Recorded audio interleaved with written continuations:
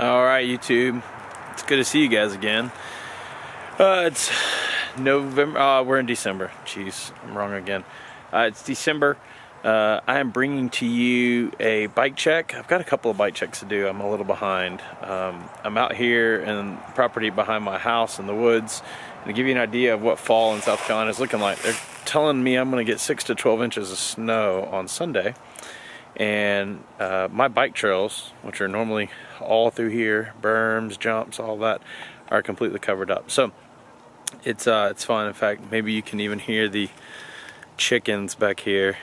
I don't know if you can see them or not. Let's see if we can focus on that. There we go. There's the chickens. All right, so we'll go ahead and get started. So this bike check that I'm doing is for my new Salsa. Man, I really messed that up. Here we go. All right, so this is a Salsa Journeyman 2019. This is the Apex build. This is a Apex 1x11 group set. So to give you an idea. All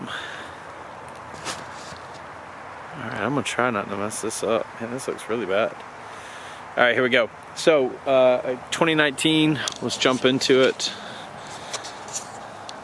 Forgive the audio if it's terrible. I apologize, I'm out here with leaves. All right, here we get started. So this is the 2019 Journeyman. This is the 700C build. I think this is the only color you can get in this build. I wanted 1x11 because my Santa Cruz Bronson, my 2018 Bronson that you see on the channel, is 1x11 as well, also SRAM obviously. So I wanted some interchangeable pieces and parts should there ever be a need to do so. Alright, so I'll go ahead and get started with a couple of things. One of the reasons I chose Salsa. So I have another gravel bike, you'll see it shortly. I put roughly, over 1,000 miles on the other one. It's a 2014 Marin Lombard. I'm running WTB Riddlers 700x37s on it. It's got some camo grip tape, black bike. It's a great bike, phenomenal bike for what I used it for. But I was locked in at 37 as my largest tire size back here between the chainstays of the other bike. So that's a huge problem for gravel bike owners or adventure bike owners. You're locked in by your rear chainstays. Usually that's the bottom portion of those who are not, who don't know the anatomy of a bike necessarily. So I apologize for that. What we're looking for in an adventure bike is something that can run wider tires. I wanted something that can run in a 700C preferably. You can always go to 650B, which is a 27.5 wheel size. And get more tire clearance in between the chainstays, but I wanted a bike or a manufacturer that could clear that. I also had a price point. I needed something to be sub $2,000, just to give you an idea. I've got a lot of bikes, and it's my number one hobby, and I've got a wife that puts up with it, but my wife also wants to put up with, we want to be frugal, and we want to manage our money well. We know that our money is for the kingdom first, and we are just borrowing it, so I want to make sure I do a good job of that. So I'm going to try to give you some B-roll here while I talk about the bike. So the bike has Novatec hubs front and rear. Those came on my Santa Cruz Bronson as well. The wheels, these are WTB ST19s. I have run the 23s for quite some time on other bikes, and so this is the new wheel set for me. The only thing I will say is the bike shop that pulled this in for me had a terrible time getting these WTB Nano 40s, so I'll go ahead and talk about those real quick. These are 40C Nano 700x40C and Tan Wall. So these WTB tires mixed with these WTB wheels, the bike shop was having a terrible time getting tubeless to work. We got them home, went to ride them, and they were completely flat. I've done tubeless, my own tubeless setups on bikes for many years, and know that sometimes it can take time to set, including on the WTBs that I self-mounted on the other bike. Unfortunately, that was not the case. So I'm running tubes in these, and they've been no problem with tubes. However, we're still working with WTB to find a good solution. This bike comes with the TRP brakes. Try to give you an up close there. Again, I apologize for the audio. Let's see if we're going to get that. No, not going to get in that focus. Okay, a little too close. So these are TRP brakes.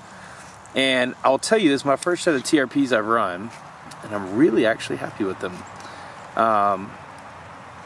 Give you an idea, I wasn't originally sure how I would like them. I come from Hayes. I come from, on the mechanical side, a couple of my Norcos have that. I come from the SRAM levels, which are the hydraulic side. And the TRPs, man, are stinking amazing. I'm not gonna lie, I really, really, really enjoyed them so far. I'm a big mechanical guy when it comes to dirt jumpers and adventure bikes. Not so much mountain bikes, but definitely on those two, because you're oftentimes away from civilization. And as a mechanic myself, working through college on Jeeps, I can tell you right now that you want to have something mechanical. Not every bike shop carries a hydraulic bleed kit, and so that is one of the reasons I ordered this with manual brakes.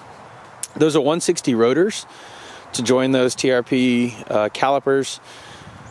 Just a couple of features to point out. The one thing I like about the Journeyman, you have the three, I call them boss nuts or brace-ons, but you have three down here that can carry the Salsa anything water bottles or the anything cages.